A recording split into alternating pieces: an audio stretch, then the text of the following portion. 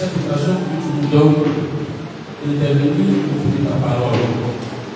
Seigneur, de nous-mêmes, nous pouvons être contents. De nous-mêmes, nous pouvons être contents. C'est pourquoi, ô Dieu des cieux, nous faisons appel à ton esprit et de faire dans cette assemblée tout vents et marées, tout esprit de distraction, tout esprit de lourdeur, et que tu viennes par ton esprit nous conduire sur la terre. Et qu'à travers ce moment, nous puissions être bénis et repartir ici avec un enseignement, avec une leçon à retenir pour notre vie et pour notre marche chrétienne. Au nom de Jésus que nous avons prié. Amen. Regardez, je vais demander au diacre Fabien de nous faire la lecture du psaume 133.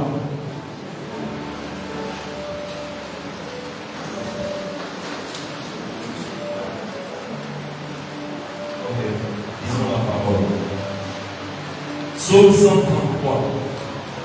Cantique de Malheur de David. Voici, oh, qu'il est bon et qu'il est agréable que des frères demeurent unis ensemble. Car, c'est comme l'huile précieuse descend sur la tête et sur la barbe d'Aaron qui descend jusqu'au bord de ses vêtements. Verset 1 dit, et comme la rosée de l'Hermon qui descend sur les montagnes de Sion, car c'est là que l'Éternel a ordonné la bénédiction et la vie à toujours. Amen. Voilà, c'est là que l'Éternel a ordonné la bénédiction et la vie pour toujours. Je vais tourner vers le diable Joué et demander un peu comme ça ce que lui explique le psaume 133, mais le premier verset dit qu'il est bon et agréable les frères de demeurer ensemble. Qu'est-ce que cela explique, diable Joué? Merci bien, Diable Faustin, pour la parole que tu me donnes. Donc, ce qui m'inspire premièrement dans ce passage, sur ce chapitre, lorsqu'on regarde certains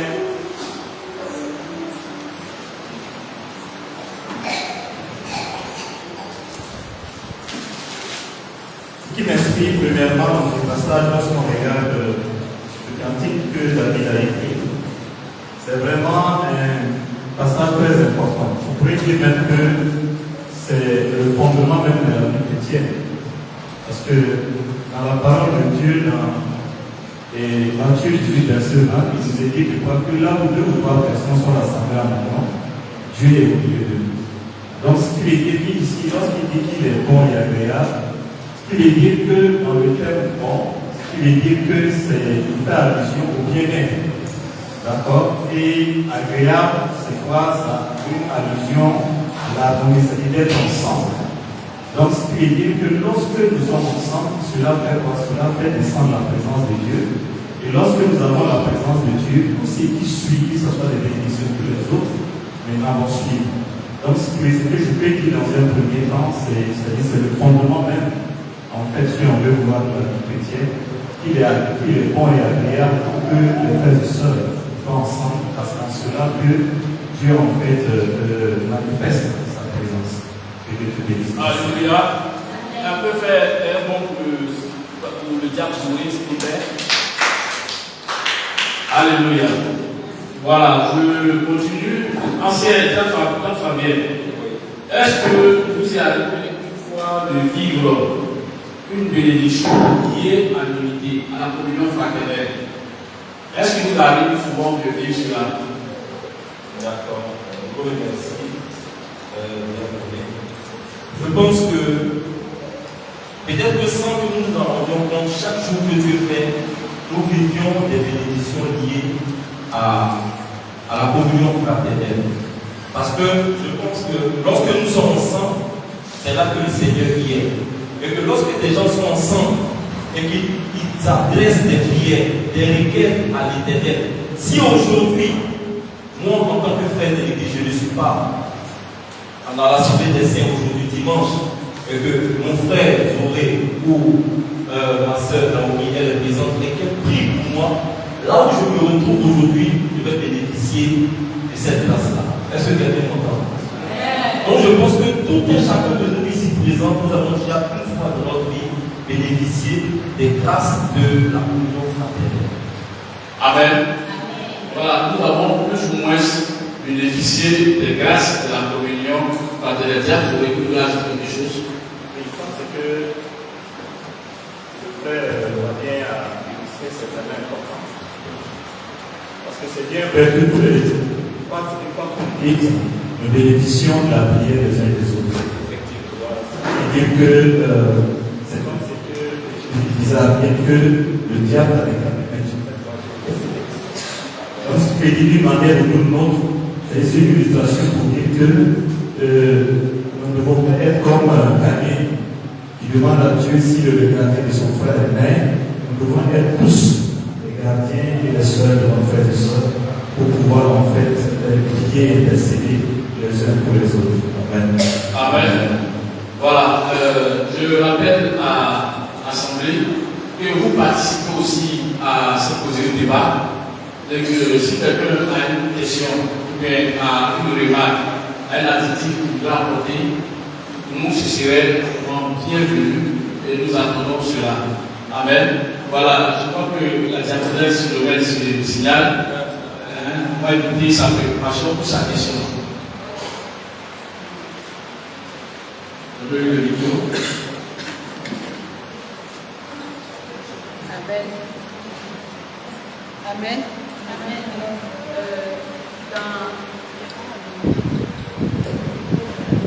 Oui, quand nos frères parlaient, ils ont dit il est bon pour des frères et sœurs d'être ensemble.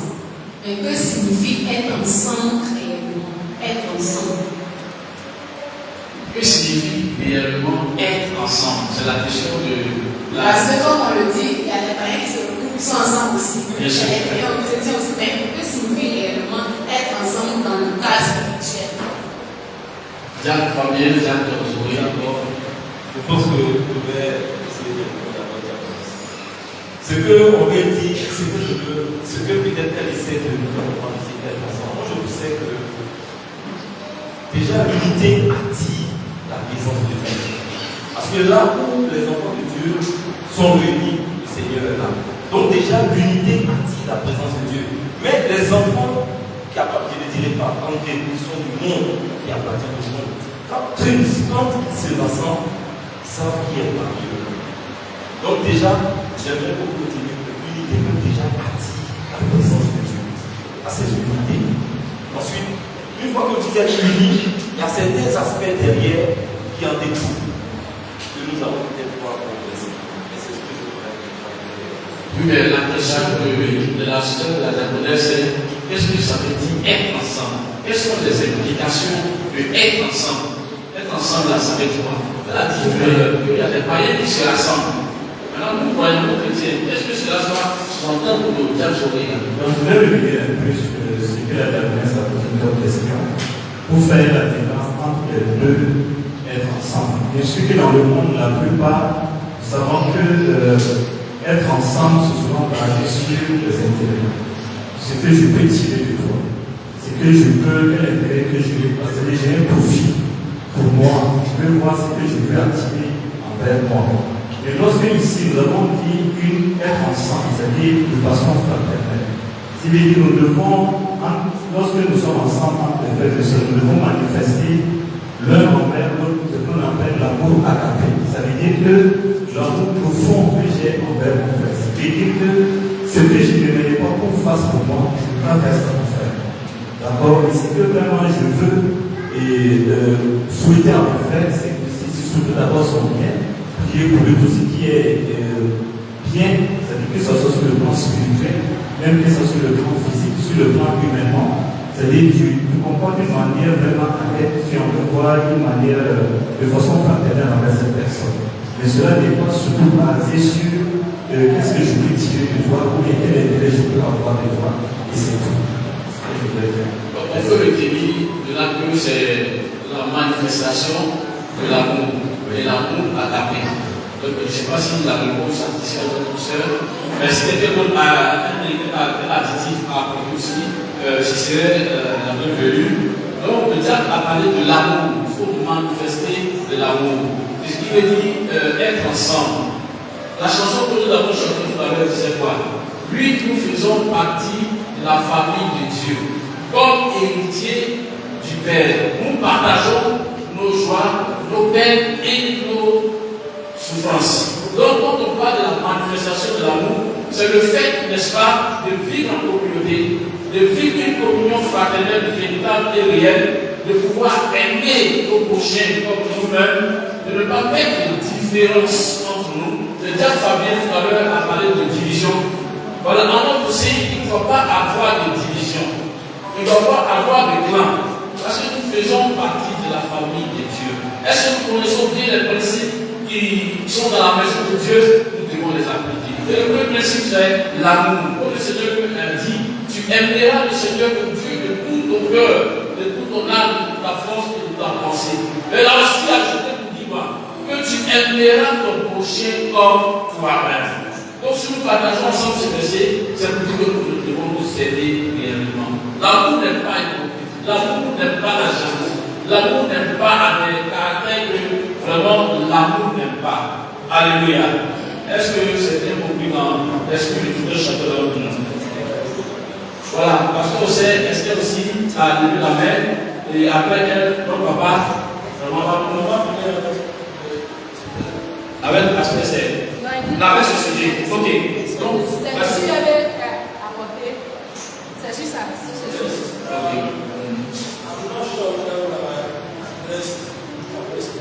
Et il ne peut pas dire qu'il n'est pas certain que le point par rapport à la question était vraiment compris. Il y a quelque chose qui vient avant l'amour.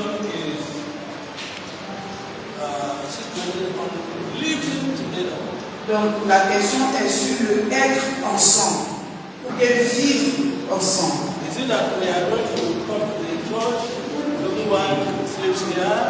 Est-ce que ça veut dire qu'on vient tous à l'église et puis nous tous on dort à l'église?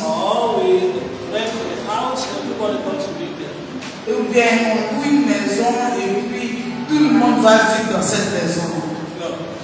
Non, c'est pas ça.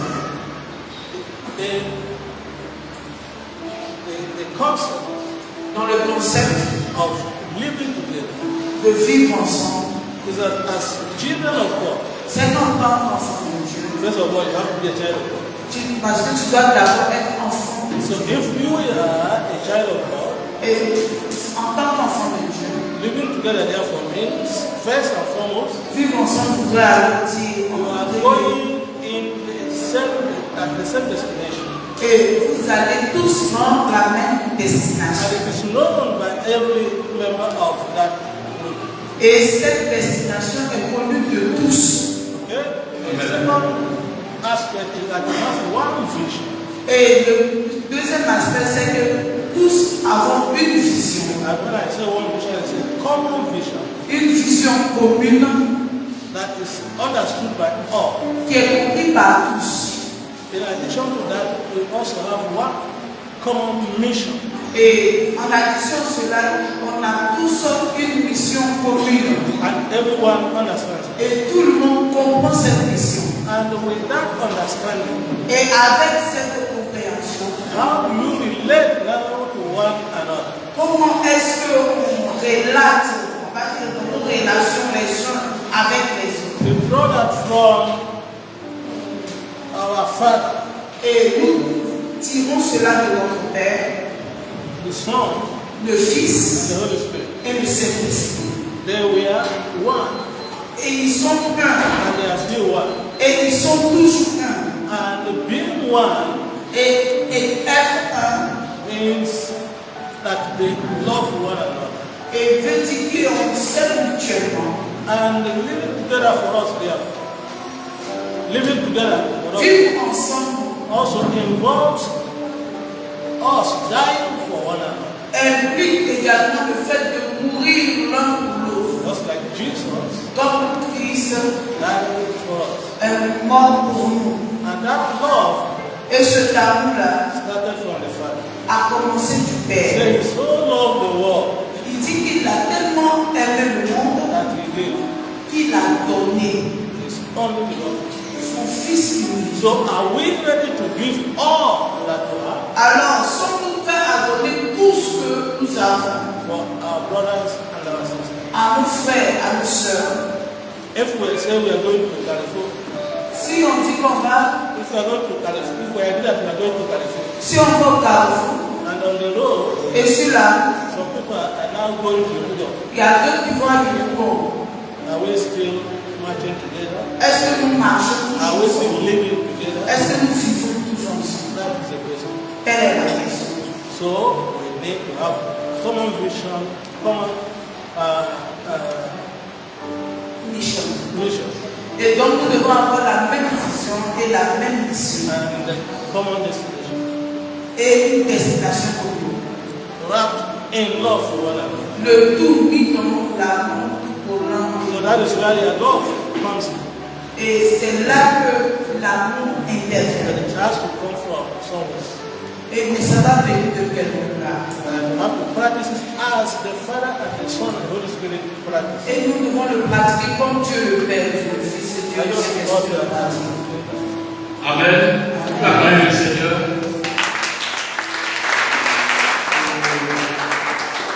C'est l'éclaircissement venant de notre Père. Ma soeur Sainte avait levé la main. Moi, je voulais déjà te remercier pour le balai. Amen. Que Dieu le bénisse.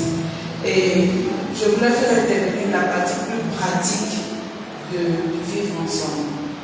Pour dire que le fait qu'on vit ensemble ne veut pas dire que de ne pas avoir des couacs, de ne pas avoir des incompréhensions, de ne pas avoir des mauvaises communications. Mais malgré cela, on reste unis. On ne va pas dire la même vision. La vision collective doit primer sur la vision individuelle. Donc, cela va faire intervenir le pardon, la tolérance, la patience, le fait que tu ne peux pas soupçonner le mal. Et c'est tout ce que la Bible nous dit dans 1 Corinthiens 13 par rapport à l'amour. Donc, il est important pour chacun de nous de pouvoir garder cela dans le vivre ensemble. Qu'on ne dise pas, oh, X, Y a fait telle ou telle chose. Et pour cela, tout à l'heure, le diable parlait de clan. Moi, c'est désolant que ce soit une réalité. Or, notre seul clan et unique clan, c'est Jésus. Amen. Donc, c'est ce clan-là que nous devons mettre en avant et laisser les opinions personnelles. Parce que c'est ce que nous Amen. Acclamez pour le Seigneur. Je rappelle à ce que vous êtes très réactif. Amen. Et nos pasteurs, papa et pasteur Seth, nous doivent apporter encore plus d'éclaircissement. Cela doit nous interpeller, nous chrétiens aujourd'hui. Mais nous prions encore à Champion Gabriel. Et tout à l'heure, on parlait des clans. Je pense par la grâce de Dieu que les clans n'ont pas de place en notre sein au nom de Jésus. Amen. Et que nous partageons ensemble la même vision, qui est la vision du Père, celui qui nous a unis. Et nous voyons avec nos panélistes que la communion fraternelle, le quatrième acte, est un acte, n'est-ce pas, un plaisir pour Dieu. Alléluia. Dieu prend plaisir lorsque son peuple est réuni, est rassemblé. Alléluia. Donc l'unité réjouit vraiment le cœur de Dieu en cette journée.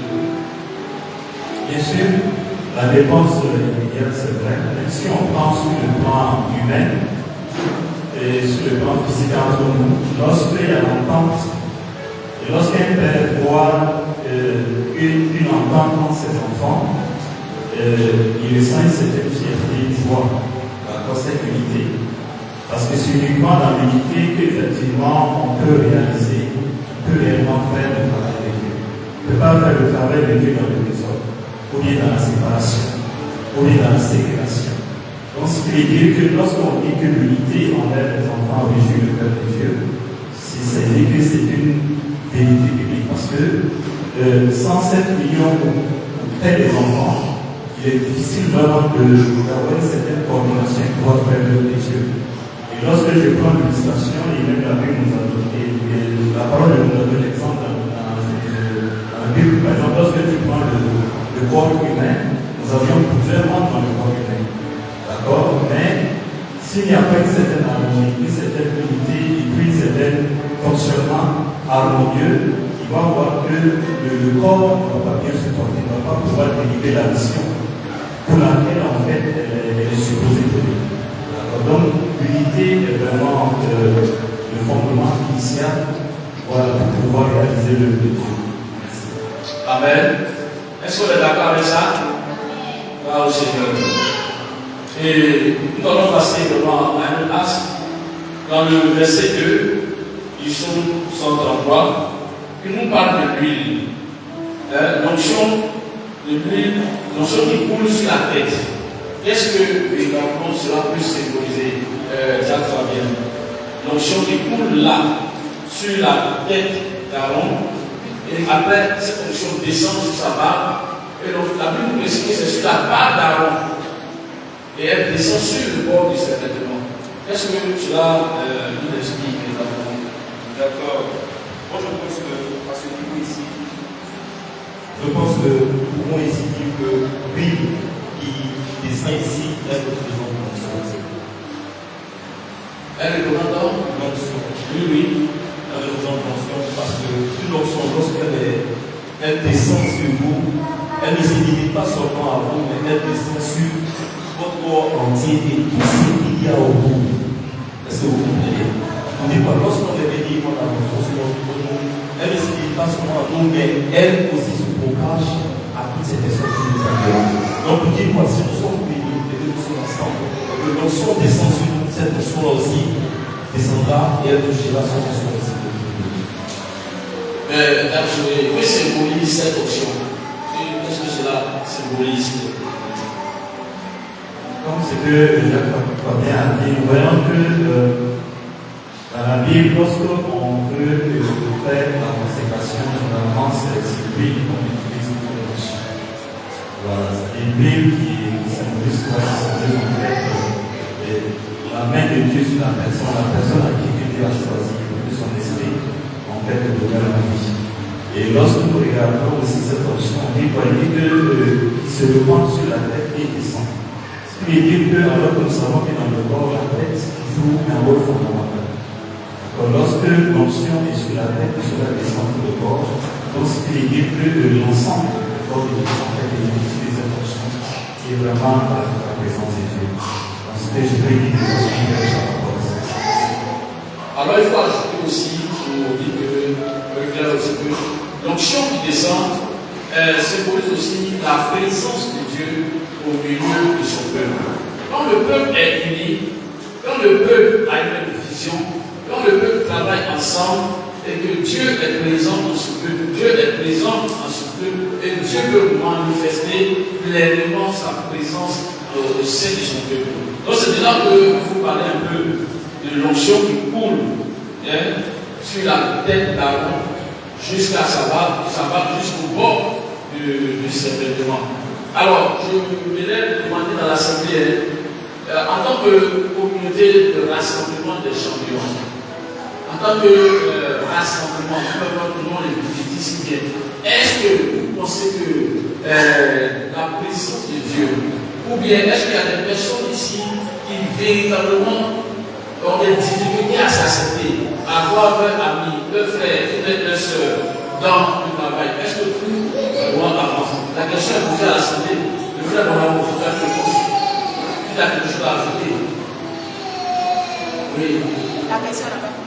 Je demandais, est-ce que toi qui es assis là aujourd'hui, en tant que chrétien du rassemblement des champions, nous sommes en train de parler de la communion fraternelle. Est-ce que tu penses que tu vis la communion fraternelle? Est-ce que tu penses que nous vivons réellement la communion fraternelle? Maintenant, si quelqu'un aussi, pendant que nous parlons de certaines choses, tu sens qu'il y a des difficultés, voilà, tu peux nous faire ressortir un peu ces difficultés-là. Est-ce que quelqu'un ressent cette difficulté à ce niveau?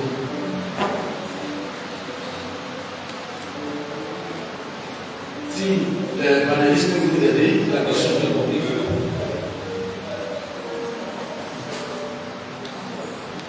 Moi, c'est pas, mais je vais ajouter. Donnez le micro. Au verset 2, on a parlé de l'huile précieuse qui descend sur la tête d'Aaron. Alléluia. Ce que je comprends par là, c'est que quand vous êtes dans un groupe, il y a un leader. Et c'est lui qui est la tête. Donc si cette huile précieuse qui est la puissance, l'onction du Saint-Esprit est sur ce leader-là, tous ceux qui sont autour de lui, qui est les vêtements et les autres, eux, ils seront impactés par cette puissance qui est sur ce leader-là. Donc, nous devons avoir la même vision, la même destination pour que la puissance qui est sur le leader coule au travers de nous aussi. Mais si nous n'avons pas la même vision, lui peut avoir cette puissance-là, mais si nous sommes au nord, alors que lui est au sud, on ne peut pas recevoir cela aussi. Donc, c'est ce que j'ai compris un peu dans l'huile qui est sur la tête. Merci. Maintenant, quelque chose à ajouter. Voilà, l'image d'Aaron qui a été mise là-bas en tant que sacrificateur, parce que c'est qui est un peu comme un sacrificateur, mis à part à Dieu pour faire le service qui travaillait auprès de Moïse. Donc Aaron était serviteur de Dieu. Et nous sommes tous enfants de Dieu, en train de servir Dieu. Comme Philomène l'a dit, la Tabresse l'a dit, que quand le leader est là, et que la vision passe par le leader, donc il faut que ceux qui sont auprès du leader soient impactés et puis reçoivent aussi cette vision pour pouvoir la répandre. C'est pourquoi il a de l'espace seulement sur la tête d'Aaron, parce qu'Aaron a été loin. Aaron a été consacré. Et dans sa consécration, il doit faire en sorte que tout le peuple d'Israël, les enfants d'Israël, puissent bénéficier de cette fonction-là, de la présence de Dieu en lui. Nous écoutons, Pasteur Esther. Toujours sur le même verset, ce que je voudrais relever, la Bible dit que l'huile répandue sur la tête descend sur la barbe. Donc, on a la tête comme la sœur Philomène a dit. La barbe, pour moi, serait le comité pastoral, le comité qui est autour de l'homme de Dieu. Et parce que sans le côté de la barbe, on ne peut pas avoir des descentes sur les vêtements. Donc, pour qu'on puisse avoir la communion fraternelle au niveau des vêtements qui sont les membres, il faut qu'au niveau du comité pastoral également, cette paix-là soit réelle, cette communion fraternelle soit réelle, ce amour soit réel. La vision portée par l'homme de Dieu, qui est la tête, va jaillir sur les vêtements par la barbe. Et c'est pas si j'ai assez, c'est bon ça. Donc au niveau de la barbe, pour moi je dirais même que c'est la barbe qui est le support de l'homme de Dieu, c'est l'intermédiaire entre la tête et les vêtements. Donc si les porteurs de vision, qui sont le comité pastoral, les ministres, les diacres, les leaders des départements, ils font le travail à proprement dit. Les membres n'auront qu'à suivre. La vision que la tête a va rapidement se dispatcher partout. Pour dire que c'est le comité qui vraiment est la force, qui est l'épaule, qui est l'appui, qui est la barre. Amen. Acclamez le Seigneur pour toutes ces déclarations. J'espère que tu prends note et j'espère que ça t'édifie. Ce n'est pas seulement pour le plaisir de vous que nous organisons ce matin, mais c'est pour notre entendement et pour les dispositions pratiques. Et je vais demander à une sœur dans l'assemblée, le papa Sia, comme on l'a dit tout à l'heure, ici à Champion, qui représente Aaron, qui est notre Aaron ici. Papa Sia. Puisque les sœurs ont bien expliqué, à ton avis, Aaron ici c'est qui? Et tu fais l'explication de Pasteur Sia. Bon, avant un peu moins du roi, c'est le chef de l'église. Le chef de l'église. Bon. Le père de l'église. Le chef de l'église, c'est qui? Sinon, le chef de l'église, c'est Christ. C'est Christ. Merci. Après Christ, Amen. c'est le Père John. Le Père John, la gloire de Christ. Alléluia. Et on reconnaît que notre Aaron ici, c'est David. Amen. Donc, il a des ramifications, il a des branches. Donc, on va, après lui, on vient voir le corps pastoral. Et après le corps pastoral, il y a les ministres. N'est-ce pas? Il y a les ministres. Et après les ministres, on vient dans chaque département. Tout domaine doit être touché. Tout secteur de l'église doit être touché. Le secteur des hommes doit être touché. Le secteur des femmes doit être touché. Le secteur de la jeunesse doit être touché. Le secteur de l'intercesseur doit être touché. Le secteur des huissiers doit être touché. Et chacun doit être à sa tâche. Le secteur des enfants doit être touché. Amen. Il y a des secteurs que j'ai oubliés. Voilà maintenant très fort le secteur même des interprètes doit être touché. Alléluia. Le secteur des ouvriers doit être touché. Tous les secteurs de l'église, parce que la Bible nous dit quoi? Que cette chose-là, ça coupe là, ça simplement sur son vêtement, et puis ça tombe. Alléluia. Même le secteur des fidèles doit être touché. Gloire à Jésus. Et quand nous sommes touchés maintenant par lui, que cela vient que par notre unité, que cela vient de par notre rassemblement, de par notre vision. Que peut-il se passer en notre sein? Mon frère, notre vote est beau. Le nom c'est Monsieur Mouna. Tu es un champion maintenant. Voilà, tu fais partie champion dans le monde entier. Alors, après la communion, l'unité, la vision et la présence de Dieu se produit par l'huile, on passe à quoi maintenant? Quelles sont les conséquences que cela constitue maintenant dans le peuple? Bon, on peut nous aider pour le verset 3. Jacques va faire le verset 3. Peut-être qu'on n'a pas la même version. Et comme la rosée de l'Hermon qui descend sur les montagnes des Sion, car c'est là que l'Éternel a ordonné à la bénédiction et à la vie à toujours. Amen. Amen. Qu'est-ce qu'on était ici? De façon très relative. Bon, à travers le verset 3. Oui. Donnez le numéro, Joël. Donne le numéro. Joël.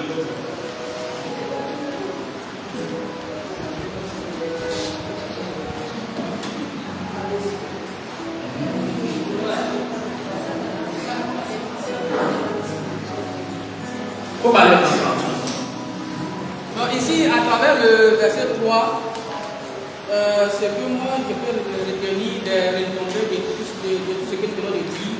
Ce sont les bénédictions. Les bénédictions. Voilà. Amen. Ma soeur Tiffany, est-ce que tu peux nous rappeler le thème de cette année?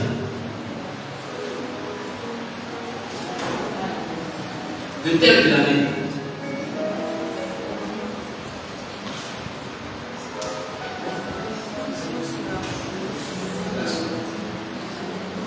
Marie-Claire, est-ce que tu peux me donner le thème de l'année?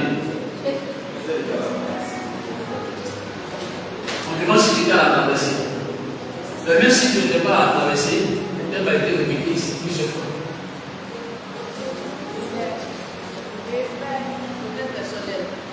Hein? Le réveil personnel.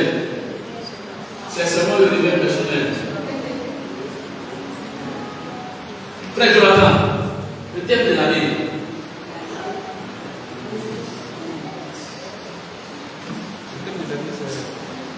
Parce qu'on a parlé d'avoir une même vision. On a parlé d'avoir un même esprit. Marcher dans la vision. Donc si d'abord tu ne connais pas la vision, tu ne connais pas les thèmes, comment est-ce alors tu peux marcher dans la vision? Comment? Comment tu peux marcher dans la vision si tu ne connais pas l'orientation que tu as gagné pour cette année de Ligue des Champions? Marianne.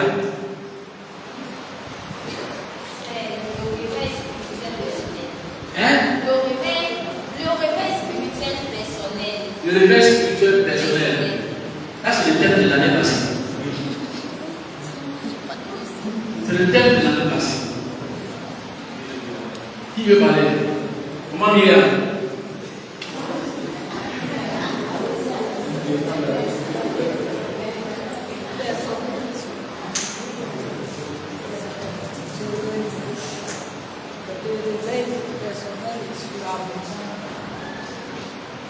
On n'a pas compris. Ça a besoin un petit peu de choisir avec les secondes que je suis ici. Voilà. Alléluia. La sœur Liliane. Pour nous aider. Au final. Elle vient là. Le petit mot prière.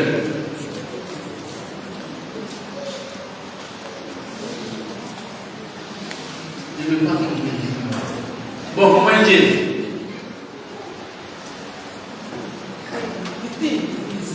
Possessing the blessings of personal spiritual requirements. Comment interpréter?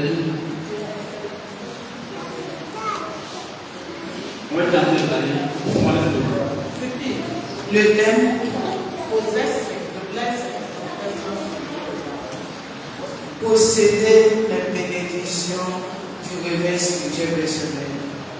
2026, mon année du réveil, mon année de multiples bénédictions du réveil spirituel personnel. Pour les métal qu'on va attendre. Parce que c'est le thème de l'année. 2026.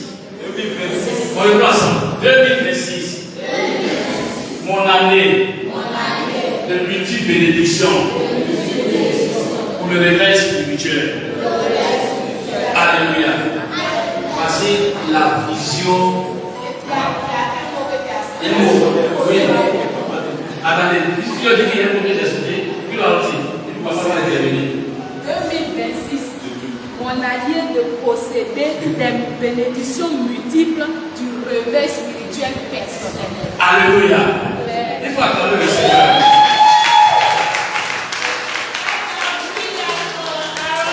Oui, il a dit à l'intervention. Ok. Elle a dit c'est pourquoi. Et mais papa vous dit qu'il veut dire qu'il est attristé.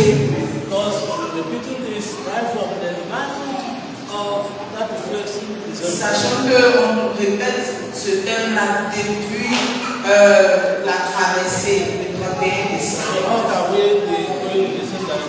Alors comment on peut aller dans la même direction? Si on ne sait pas, on ne sait pas. De grâce, n'attristons pas notre papa. Alléluia. N'attristons pas notre papa. Changeons de comportement. Alléluia. Il a répété le thème à la traversée. Il y a un dimanche où il a monté ici. Il a parlé du thème. Souvent même les annonces, on répète le thème. C'est pour qui on répète tout ça? C'est pour nous. C'est pour nous fidèles des champions d'avenir.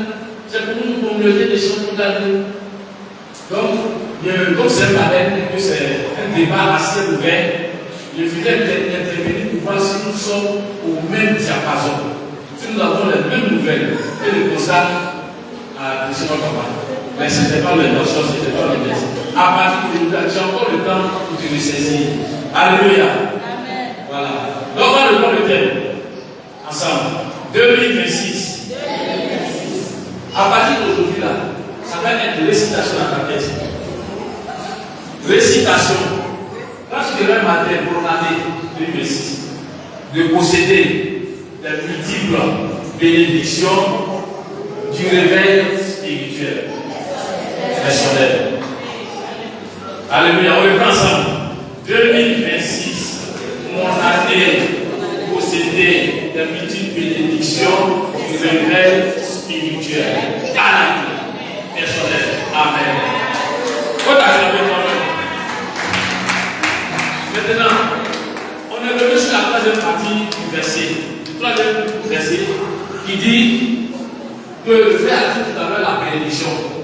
Et la bénédiction nous a aidé à venir un peu dans notre quête de l'année.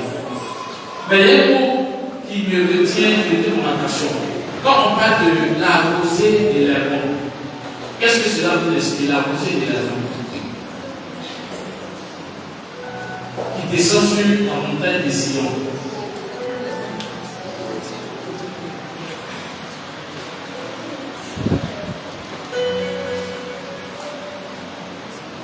Mais parce que nous maintenant, si vous êtes avec vous, oui, d'accord, bien. Ok. Bien aimé, ici, selon le contexte, moi je peux ici dire que la rosée de l'Hermon ici, c'est en quelque sorte la douceur. C'est la douceur. Parce qu'on sait que la rosée, quand elle vient, déjà c'est pour rafraîchir, parce que c'est l'objectif premier. La rosée, quand ça vient, c'est pour rafraîchir. Et aussi, quelque part, lorsqu'elle vient, elle descend avec la douceur. Et elle vient aussi pour fertiliser. C'est pourquoi on va parler par la suite de fécondation. Mais pour le moment, on va prendre ici la rosée comme douceur. Et par la suite, quand on va développer, il a dit le mot fertiliser. Oui, alors je vais aller dans le même sens. C'est-à-dire que si lorsqu'on parle de rosée d'abord, et qu'est-ce que d'abord l'Hermon? L'Hermon, en fait, c'est une montagne en Israël qui est une grande montagne qui est près de 2100 mètres d'altitude. Que pendant la neige, c'est-à-dire que la neige s'accumulait là-bas, et que lorsque le printemps arrive bien l'été, lorsque la neige tombe, c'est cette eau-là en fait qui arrive en peu ou bien qui a approvisionné le Jourdain. Et ici, on dit que le rosée descend sur la montagne de Sion. Alors, on s'appose que dans la Bible, on dit que tout le monde doit courir sur la montagne de Sion. C'est que sur la montagne de Sion, il y aura la délivrance. Ce qui dit que là où le peuple de Dieu va se rassembler. Et nous savons aussi que l'eau aussi, dans la parole, représente la parole de Dieu. C'est-à-dire l'eau, c'est la vie.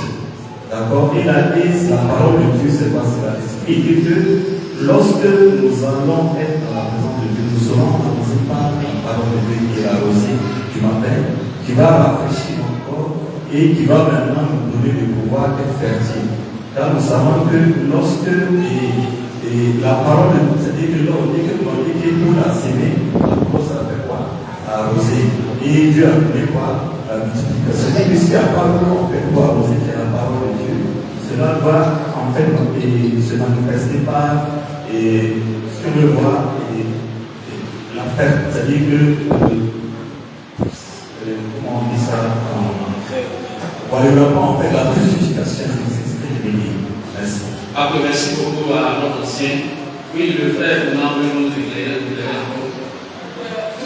En fait, la rosée de l'Hermon, ici, ça symbolise la bénédiction. Et la bénédiction que Dieu fait descendre sur son peuple. Et aussi, la rosée, parce que c'est une métaphore qu'on utilise pour représenter la bénédiction et la vie que Dieu accorde à son peuple. Et donc, la montagne aussi, ici, de Sion, c'est une montagne qui est présentée au milieu de la Terre Sainte. Voilà, donc la Terre Sainte ici, on peut dire c'est l'église ici. Voilà, donc cette Terre Sainte-là, la rosée qui symbolise la vie et la bénédiction que Dieu accorde à son peuple, ça va jaillir dans toute l'église de rassemblement des chrétiens. Amen. Et c'est ça la parole de Dieu. L'ancien a dit, il a précisé qu'en Israël, c'est là que les mondes existent, pas comme il va ici. Mais il a donné l'image, il dit que c'est une comparaison que Dieu fait ici. Je prends l'image de la rosée de l'Hermon pour nous sécuriser ce que c'est que notre bénédiction à venir. Que le diable a dit quoi? Que pendant l'hiver, pendant les temps hivernaux, dans cette montagne-là est arrosée, quand l'Hermon vient, que ça roule la montagne, même les jours où il n'y a pas d'hiver, cette montagne-là est soumis. Cette montagne-là résiste toujours. C'est ce que la chanson de nos chansons, ou le psaume dit, que ceux qui se confient à l'Éternel sont comme la montagne de Sion. Elle ne chancelle point, mais elle est affermie pour toujours. Alléluia. Donc c'est une grande montagne. Et ici, nous devons demeurer comme vraiment être des enfants bénis. La bénédiction doit être pleinement en nous. Quand nous parlons de cette bénédiction-là. Alléluia. Donc voici les conséquences de la communion fraternelle, les conséquences de la bénédiction, de l'unité, du corps de Christ, de l'unité du peuple de Dieu, de la vie ensemble. Les conséquences de la bénédiction. Et quand Dieu envoie cette bénédiction, est-ce que c'est pour un temps? On a Nathalie, nous avons vu à l'automne. Est-ce que la bénédiction est pour 2-3 jours? C'est pour combien de temps? C'est pour toujours. Dieu envoie la bénédiction et la vie pour toujours, la vie pour l'éternité. Alléluia. Ça veut dire que rien ne doit enfreindre cette bénédiction. Il y a ce verset qui dit qu'un royaume divisé contre lui n'est pas suffisamment armé pour résister à l'ennemi. Si nous étions divisés, est-ce qu'on peut arriver à cette bénédiction? Non. Il faut faire très attention. Maintenant, pour terminer, ce sera la dernière question. Alors, quels sont les impacts de tout cela pour le réveil spirituel, pour le réveil soit puissant? Alors, nous analysons. Et c'est ça, vous n'avez pas de mots de fait, qui a parlé, qui a tourné. Oui, votre frère a toujours quelque chose à demander comme pasteur. What kind of blessing did that verse talk about? Donc, on va demander de quelle bénédiction ce verset-là fait allusion. When he said he gave the command of Mount Zion. Il gave the commandment. Il a donné le commandement à Mount Sion. And if people obey, he said they will bless. Whatever blessing was si les gens obéissent, ils seront bénis. Alors, quel type de bénédiction est-ce qu'il est question? De quel type de bénédiction est question dans ce verset?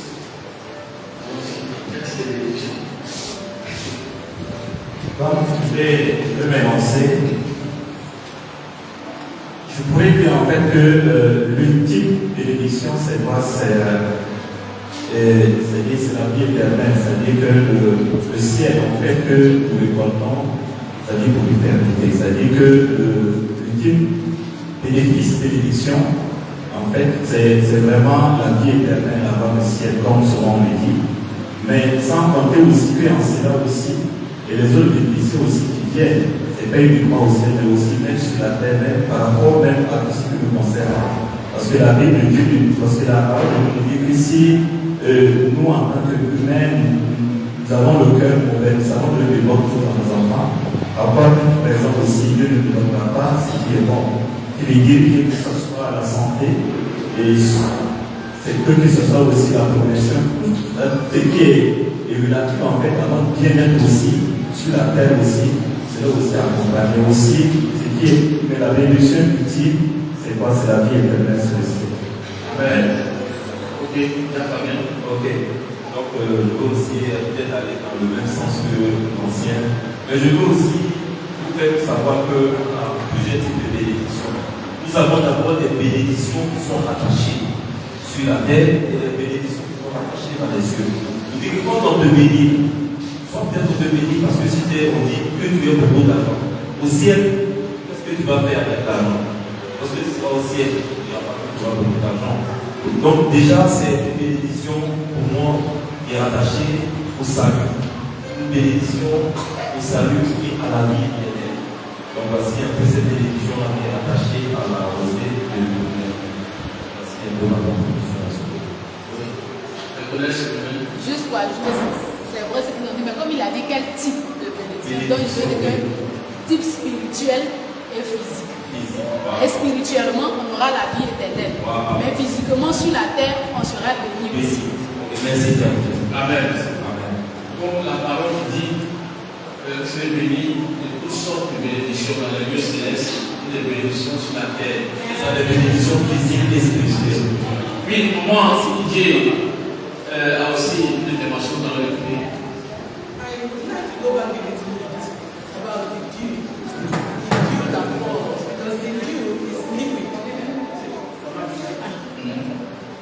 about the dew that falls.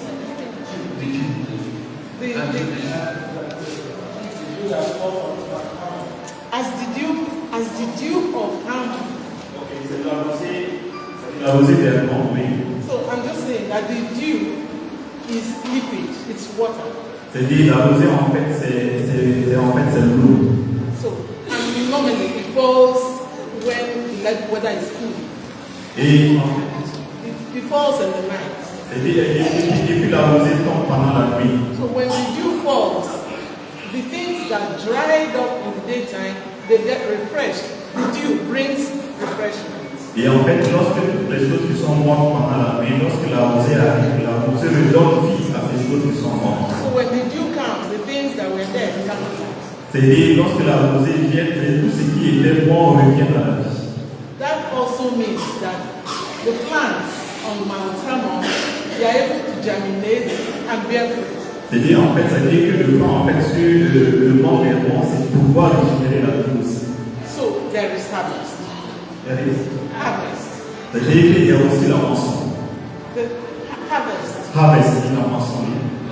And we are also told that that harvest is lifetime. Et vous avez aussi que cette moisson que nous allons voir aussi, c'est la vie éternelle. The last part of the verse 3 tells us that this is life forever. C'est-à-dire que la dernière partie du verset nous dit que la vie pour l'éternité. But life is forever also includes multiple blessings as we have received. Et aussi la vie aussi éternelle aussi implique aussi beaucoup de bénédictions aussi que nous allons recevoir. That's what. Et c'est ce que maman voulait ajouter. Merci. Ok, merci maman, Dieu nous bénisse. Alors je ne sais pas si Dani va vous donner la réponse. Non, écoute,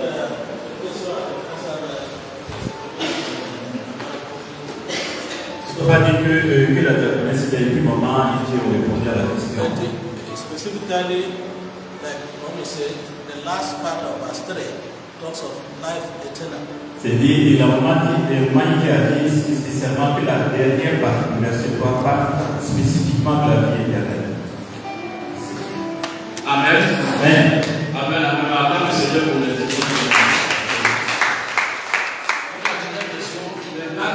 De ce que nous faisons sur le réveil spirituel. Si on a donné la semaine, on Ok.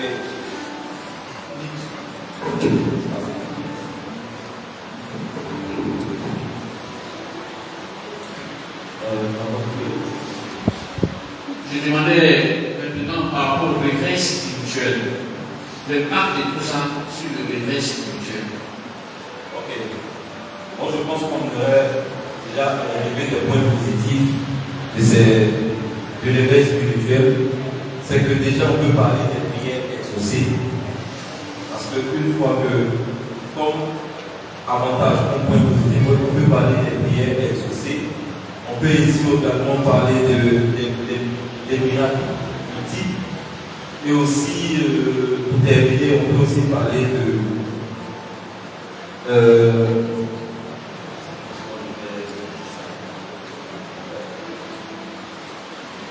avait parlé de prières aussi, des miracles aussi. On peut aussi parler du salut des âmes. On peut aussi parler du salut des âmes. Donc voici un peu les différents points positifs qu'on va élever de ces différents. Bon, si on vient au passage d'Ézéchiel 37, il nous parle d'une armée, d'une armée du Seigneur. Et l'armée qui s'est reconstituée. Maintenant, par rapport à la vision, l'armée s'est reconstituée, ils se sont mis en place. Maintenant, on se doit transposer ça dans le cadre du réveil spirituel. La seule grâce de terminer. C'est la question même qu'on va pas. Je demandais l'impact. L'impact de quoi? De la communion fraternelle sur le réveil spirituel. La force, la préoccupation de thème d'aujourd'hui, la force de la communion fraternelle ou un réveil spirituel puissant.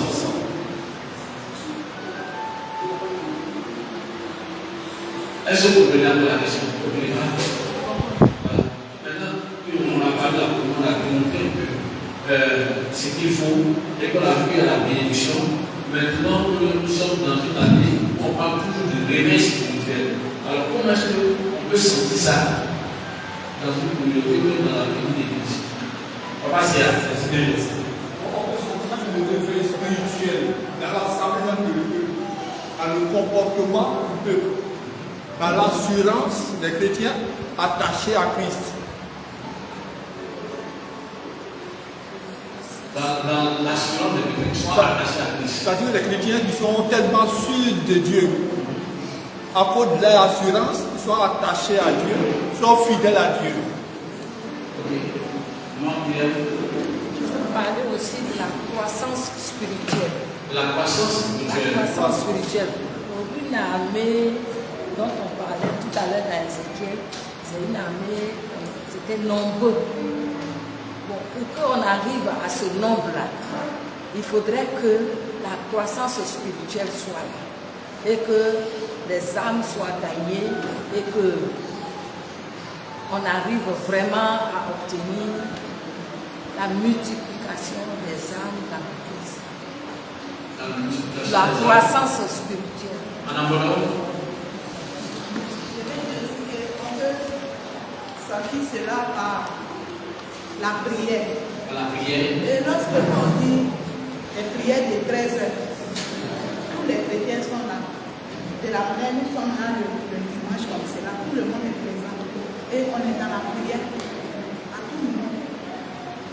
Que ce soit des prières du soir, que ce soit le samedi, que ce soit le dimanche, tous les jours de nos vies, nous devons prier. Et à cela, on va sentir, on va que le réveil est dans l'église. Amen. À ce qui fait, je peux ajouter que le Seigneur dit que là où deux ou trois sont assemblés à mon nom, je suis présent au milieu de deux ou trois. C'est-à-dire que nous ne faisons pas la prière en accord, la prière d'accord. Et nous nous mettons ensemble pour prier à Dieu. D'une même voix, dans un sujet ici, nous sommes ensemble pour prier à Dieu, d'un même cœur, uni, la même vision, la même chose, nous prions à Dieu pour un changement, pour un réveil. Est-ce qu'on pense que si on ne le fait pas, on fait ça, est-ce qu'on ne peut pas avoir le changement ici sur place? Il peut y avoir des choses, des changements. Si nous nous mettons ensemble pour aller évangéliser, si nous nous mettons ensemble pour aller sur le terrain d'évangélisation, parce que c'est le défi, le challenge qui nous attend. Ça veut dire que nous sommes unis et les actes que nous maintenant évangéliser, nous les gagnons au Seigneur. Voilà un exemple qu'on peut souligner, oui, qui a peut-être souligné. Ce sera la dernière intervention et puis après, je pense que je donnerai la parole à Dadi de conclure, si possible, cette causée de débat. J'aimerais dire que cette force de la communion fraternelle doit se sentir dans nos actes, dans notre engagement. Ça veut dire que chacun doit être à son poste pour qu'on sache que tu es réellement réveillé. Les tâches qu'on te confie, les tâches que toi-même tu sais que tu dois faire, il faut que tu le fasses. Parce que quelqu'un qui est réveillé, il ne peut pas être endormi, tu as un travail, puis tu es à côté, tu ne le fais pas. Donc ça doit se sentir dans tout ce qu'on fait pour qu'on sache qu'on est vraiment réveillé. Donc c'est ce que je voulais ajouter. Amen. Ok, je donne la parole à Nazi pour donner une conclusion pour être pour les faits à cette causée de débat. Praise the Lord. So, before I say a prayer, avant que je dise la prière, understand that when the Lord commanded unity, et tu comprends pourquoi Dieu a commandé l'unité. when He commanded C'est lorsqu'il a commandé l'unité. He expects us to obey. Il espère que nous obéissons. So it is out of obedience C'est en dehors de l'obéissance. that the blessings will come, C'est dans l'obéissance que la bénédiction vient. which will culminate in eternal life. Et maintenant, qui va nous conduire vers la vie éternelle. Without obedience, Mais sans l'obéissance, we cannot expect any blessing. c'est-à-dire nous ne pouvons pas espérer aucune bénédiction. So obedience is key. C'est-à-dire l'obéissance est vraiment la clé. And it is not just for one day, C'est-à-dire ce n'est pas uniquement pour un jour, it is until He comes back to take us home. C'est jusqu'à ce que Jésus revienne et nous prenne pour retourner à la maison. Or until he calls us individually. Ou bien jusqu'à ce qu'il nous appelle individuellement. In other words, En d'autres mots, there has to be persistence c'est-à-dire que cela fait de façon persistante in obedience. dans l'obéissance. It is not going to be seasonal. C'est-à-dire que cela ne va pas être de façon saisonnelle ou bien de façon occasionnelle. It's not when it is coming. C'est-à-dire que ce n'est pas que cela vous convient. So that is the advice I want to give. Donc ça, c'est le conseil que je voulais donner. So means maintaining our salvation, C'est-à-dire que c'est maintenir notre salut. having common mission, C'est-à-dire avoir une mission commune. having common vision, Avoir une mission commune. and living in love Et for one another. c'est-à-dire vivre dans l'amour les uns pour les autres. Not only in offering physical things, C'est-à-dire que ce n'est pas uniquement en offrant des choses physiques, but more importantly, mais ce qui est plus important, in offering spiritual, et c'est aussi d'offrir aussi des choses spirituelles. like praying for one another. Par exemple, prier les uns pour les autres. And when we talk of unity, it means when we say we have a program, C'est-à-dire lorsque nous parlons d'unité, lorsque nous disons que nous avons un programme, as the early church did, c'est-à-dire que comme dans l'église primitive, everyone has to be there. c'est-à-dire que tout le monde est obligé d'être là. Because if you are not there, Parce que si vous n'êtes pas là, when your blessing comes, lorsque ta bénédiction va maybe arriver, that is the day your blessing will come, ou bien peut-être que c'est en ce jour-là que ta bénédiction devrait venir, you will miss it. donc tu vas rater ta bénédiction. And that shall not be a portion. Mais cela ne sera pas portion au nom de Jésus. Amen.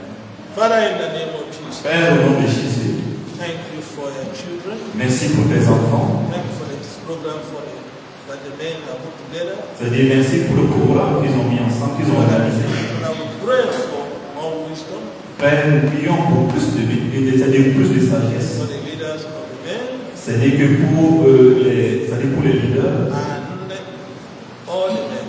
et aussi pour tous les hommes. Ask, O Lord, Et nous demandons, Père, that you give us grace que tu nous donnes la grâce to practice, pour pratiquer, to put into practice pour mettre en pratique what you have taught us this morning. ce que tu nous as enseigné ce matin. Abba, Father, Père, as we practice, c'est-à-dire en pratiquant, as we obey, en obéissant, let the blessings que les bénédictions that you have promised, que tu as promis, physical, physiques, spiritual, spirituelles, emotional, émotionnelles, marital, maritales, financial, financières, be all our portion in the name of soit notre portion au nom de Jésus. Father. Père, nous te remercions Give us your mercy. parce que tu nous as exaucés. Jesus' name. Dans le nom de Jésus que nous avons. Amen.